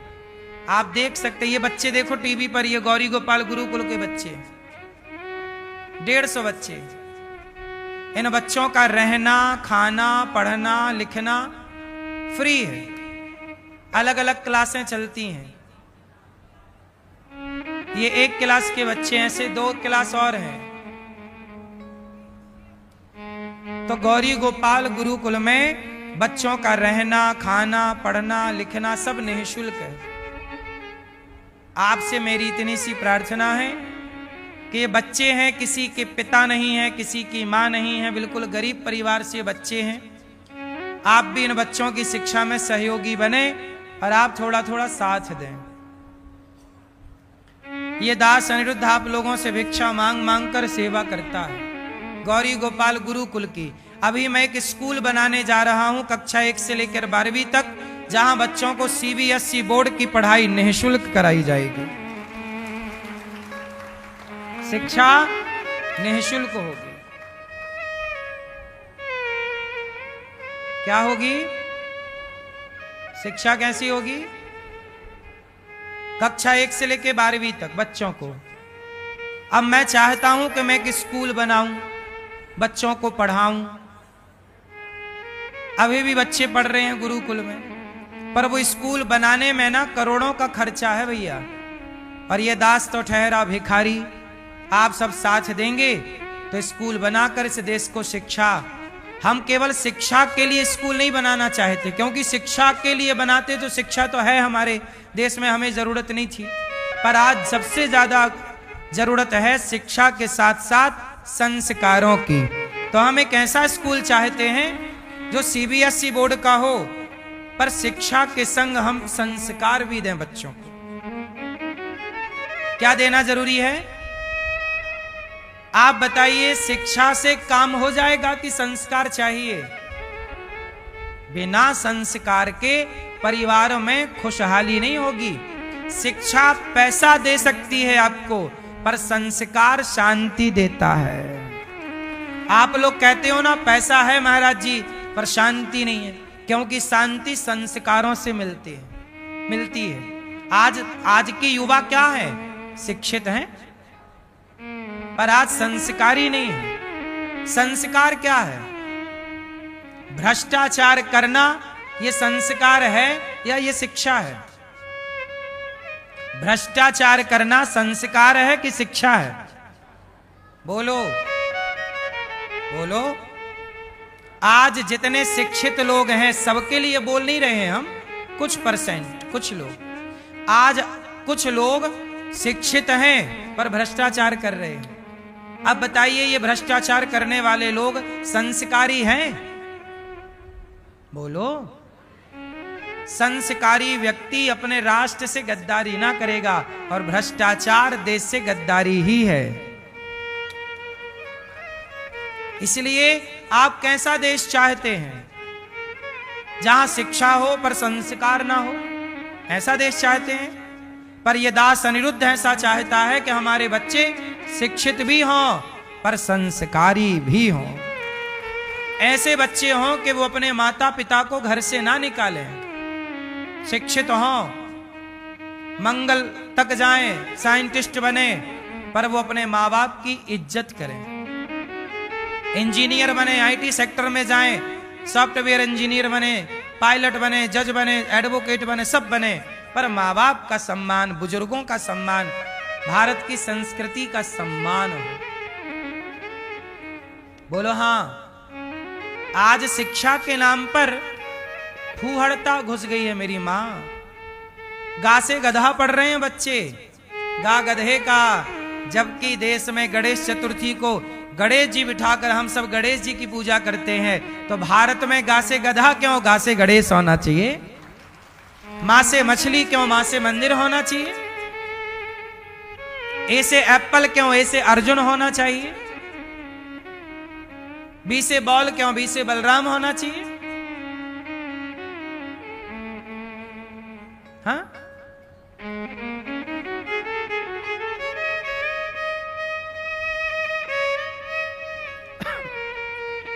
सी से बिल्ली क्यों बने, कैट क्यों हो, छत्रपति शिवाजी क्यों ना हो। बोलो हाँ। तो हम अपनी शिक्षा को संस्कारों से जोड़ सकते हैं, नहीं जोड़ सकते।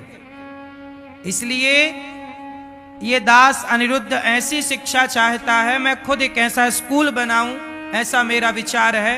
भगवान की प्रेरणा और कृपा से आप सबका यदि आशीर्वाद और साथ रहा तो ये दास इस भारत की शिक्षा को बदलने के लिए, बदलाव क्या, शिक्षा को संस्कार युक्त बनाने के लिए ये बदलाव। आप लोग साथ दें तो एक स्कूल बनाऊं। आप भी उस स्कूल के निर्माण में एक क्लासरूम आप बनवा के दे सकते हैं। बड़ा काम है मेरी माँ। जब तक आपका सहयोग और आशीर्वाद नहीं होगा ये सब चीजें संभव नहीं होंगी।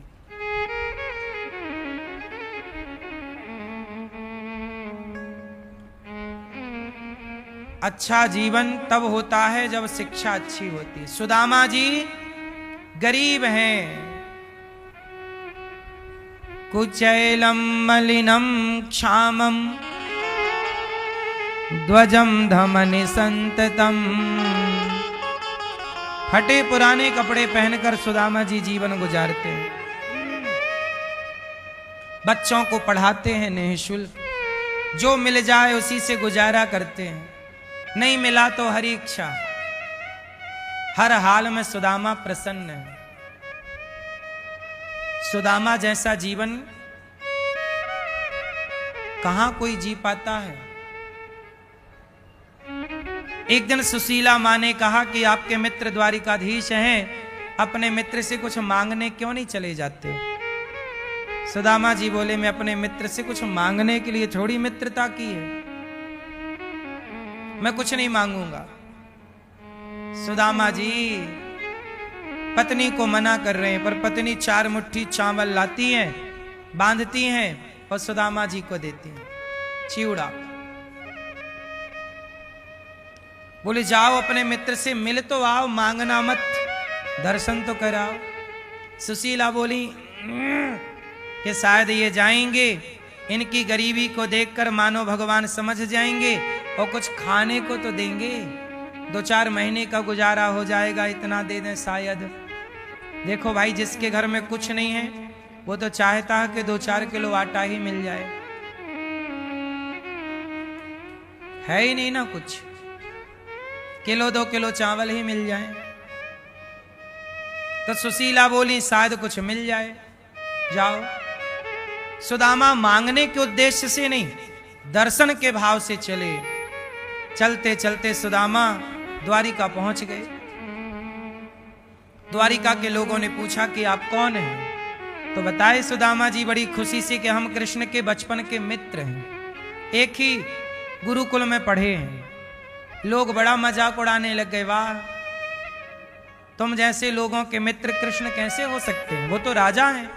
तुम देखो फटे कपड़े पहन के आए हो, तुम्हारे तो पास कपड़े तक नहीं है, तुम्हारे मित्र द्वारिकाधीश कैसे हो सकते हैं, द्वारिका के राजा।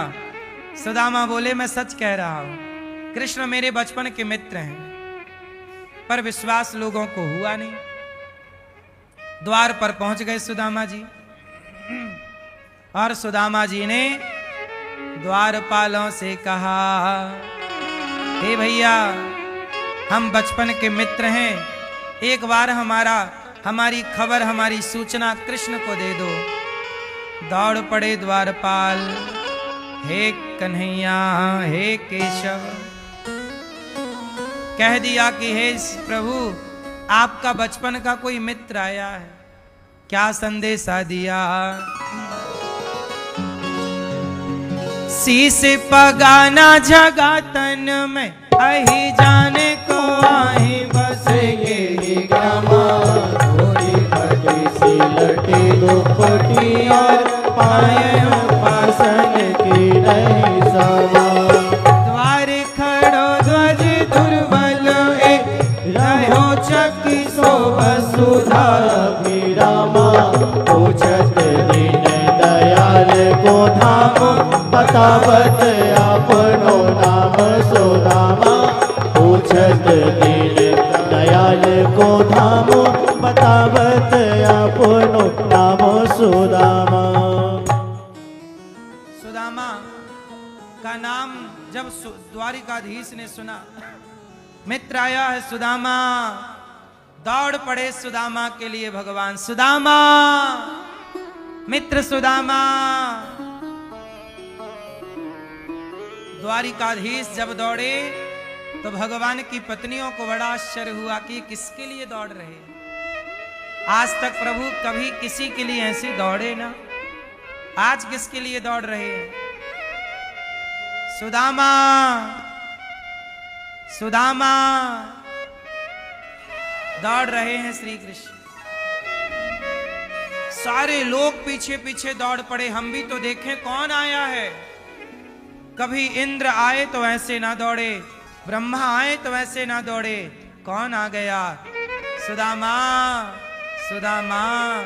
जब बाहर पहुंचे तो सुदामा को बड़ी देर हो गई खड़े खड़े, लगा कि कब से गया द्वारपाल, अभी तक तो कोई आया नहीं, शायद कन्हैया भूल गया होगा। तो सुदामा जी वापस जाने लगे, और जैसे ही वापस जाने लगे तो कानों में आवाज आई, सुदामा। पलट कर देखा तो कन्हैया वही घुंघराले से बाल, प्रभु की वही सुंदर सी छटा। भगवान दौड़ रहे हैं, भगवान का दुपट्टा गिर गया, सुदामा, सुदामा। और दौड़कर भगवान ने सुदामा को अपने हृदय से लगा लिया, गले से लगा लिया। सुदामा की लाठी गिर गई, सुदामा को भगवान ने हृदय से लगाया। मित्र, तुमने बड़ी देर कर दी आने में, मित्र तुमने बड़ी देर कर दी।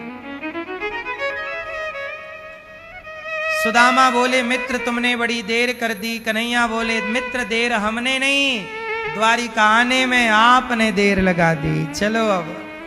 ले गए, अपनी सिंहासन पर बिठाया। भगवान बोले, मैं आपको कुछ दूंगा। सुदामा बोले, क्या दोगे। मुझे कुछ नहीं चाहिए, आपने समाज के आगे जो मुझे गले लगाकर मेरा सम्मान बढ़ा दिया है, उससे बड़ी दौलत क्या होगी प्रभु। आपने हमें पहचान लिया, यही हमारी संपत्ति, इससे ज्यादा और क्या। प्रिय भक्तों, सुदामा बिल्कुल गरीब है और भगवान सुदामा जी को गले से लगा रहे हैं। भगवान थोड़ी देखते हैं कि आपके पास धन है या नहीं, भगवान धन नहीं देखते, भगवान भक्त का प्रेम देखते हैं। इसलिए प्रेम सुदामा जैसा हो, निष्काम।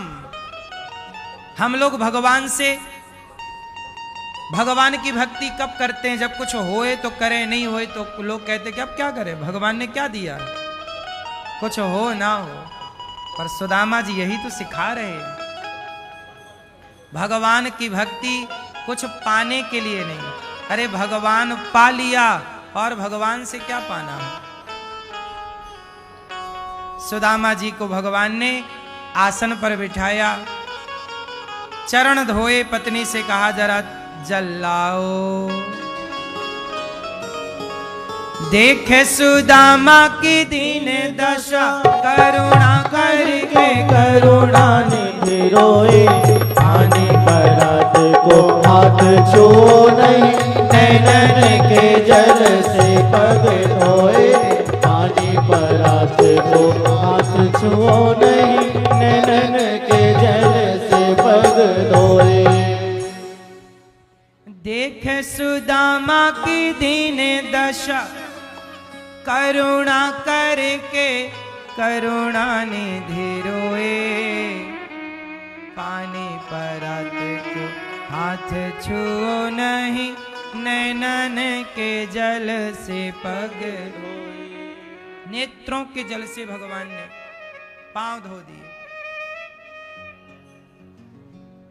जब भगवान चरण धोए सुदामा के, सुदामा ने कहा प्रभु आप इतने बड़े हैं और मेरे चरण धो रहे हैं। सोचिए भगवान होकर भी ब्राह्मण के पांव धोते हैं सुदामा, भगवान।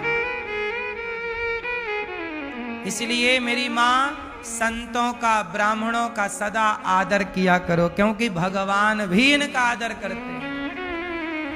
आप किसी संत को, किसी ब्राह्मण को गाली देंगे तो उनका कुछ ना बिगड़ेगा, पर आप देख लेना कि आपका क्या बिगड़ेगा। किसी साधु, किसी ब्राह्मण को क्यों गाली देना? हम तो कहते हैं किसी को भी क्यों गाली देना।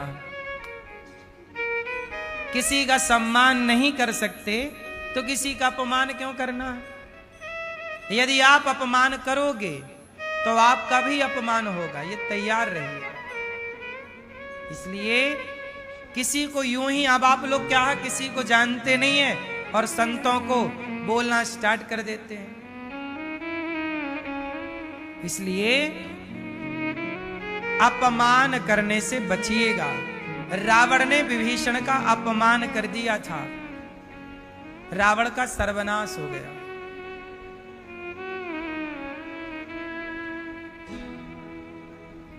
जो व्यक्ति आपका कुछ नहीं बिगाड़ रहा है, आप उसका बिगाड़ेंगे तो फिर ईश्वर आपका ऐसे बिगाड़ेंगे कि फिर बनाए ना बनेगा।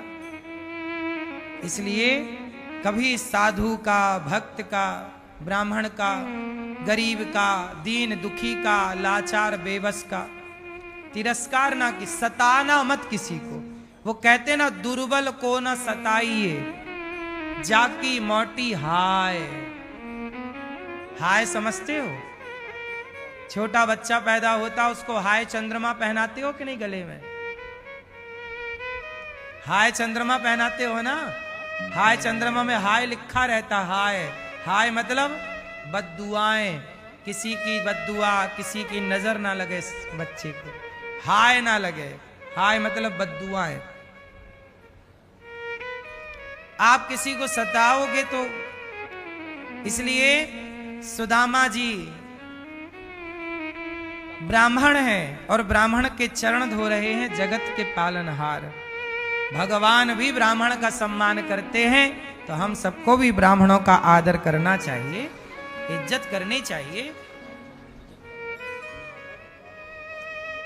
भगवान सुदामा पर कृपा करते हैं। मुट्ठी भर चावल छिपाने लगे भगवान सुदामा, भगवान ने छीन लिया। बताओ किसने भेजा? ये भाभी ने भेजा होगा जरूर। हाँ हाँ कन्हैया। खोली पोटरी, 4 घर से 4 मुट्ठी चिवड़ा चावल उधार मांग के ले आई थी माता सुशीला। भगवान ने पहली मुट्ठी भरी और ग्रहण कर ली। वाह मित्र, बहुत स्वाद है तुम्हारे चावलों में, बहुत स्वादिष्ट। कच्चे खा रहे हैं, कच्चे। दूसरी मुट्ठी चावल खाने लग गए भगवान, तो रुक्मणी जी ने हाथ पकड़ लिया। रुक्मणी जी ने क्यों हाथ पकड़ लिया? रुक्मणी जी ने कहा प्रभु एक मुट्ठी में आपने सब दे दिया, अब ये बताओ कि दूसरी मुट्ठी खा के दोगे क्या? कुछ है ही नहीं। इसलिए हाथ पकड़ लिया कि सब तो दे डाला, अब क्या दोगे नाथ?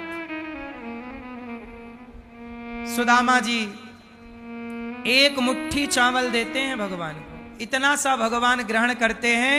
विश्वकर्मा को बुलाते हैं और विश्वकर्मा से कहते हैं जाओ, मैंने भक्त का चावल ग्रहण कर लिया, भक्त का अन्न खा लिया, जाओ इस अन्न का ऋण चुकाओ, सुदामा को धन धान्य से भर दो, यही है ऋण चुकाना।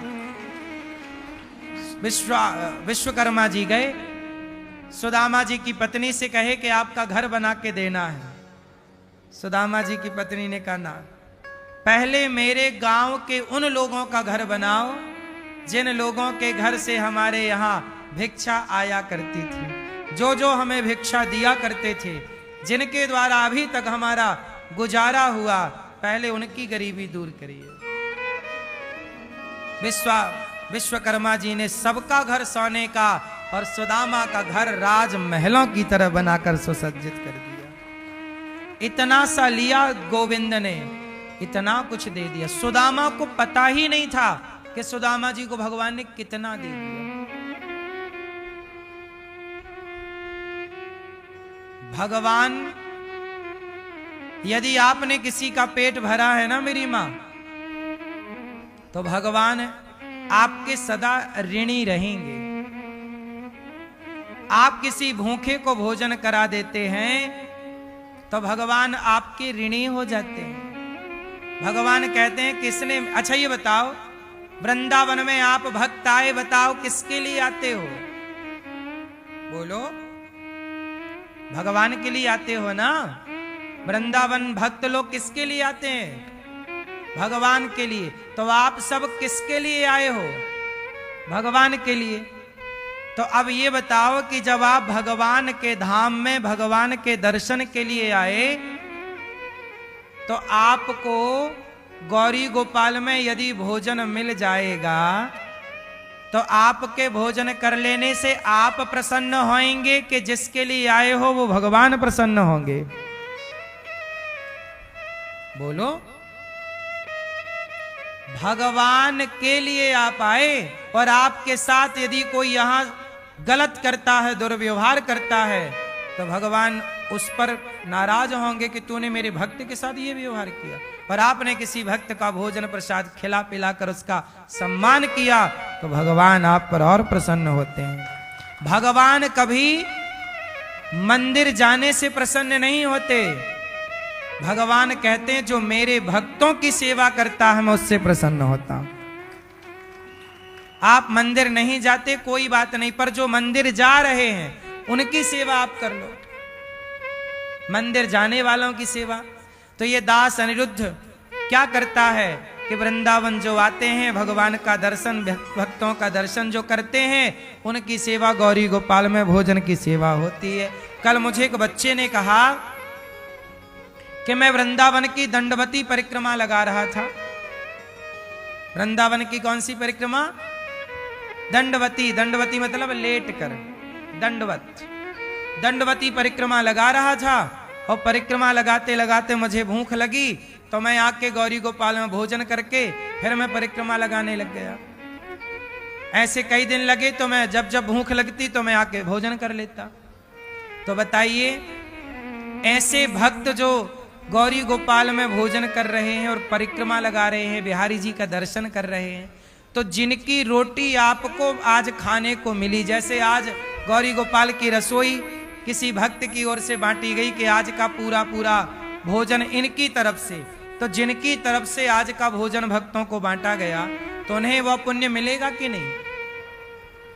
आप परिक्रमा लगाओ, आप दर्शन करो, परंतु गौरी गोपाल में जो भंडारा कराने वाले भक्त हैं वह पुण्य उन भक्तों को भी मिलेगा कि उनके द्वारा ये पुण्य हुआ और उनकी रोटी खाकर भक्त भगवान का दर्शन किए।